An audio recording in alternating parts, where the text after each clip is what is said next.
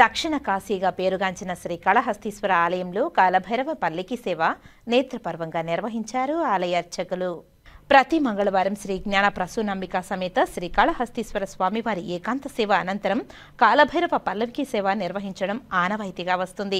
అందులో భాగంగా మంగళవారం రాత్రి ఆలయ అర్చకులు కరుణాకర్ గురుకుల్ మారుతి ఆధ్వర్యంలో కాలభైరవ స్వామికి పాలు, పెరుగు, తేనె, విభూది, చందనం, కుంకుమ, నారికేళ జలాలు, కందిపొడి, పన్నీరు జలాలు మరియు పలు రకాల సుగంధ పరిమళ ద్రవ్యాలతో అభిషేకించిన అనంతరం కాలభైరవ స్వామివారిని వడమాల, నిమ్మకాయల మాల, గజమాలతో శోభాయమానంగా అలంకరించి ధూపదీప నైవేద్యాలు సమర్పించారు.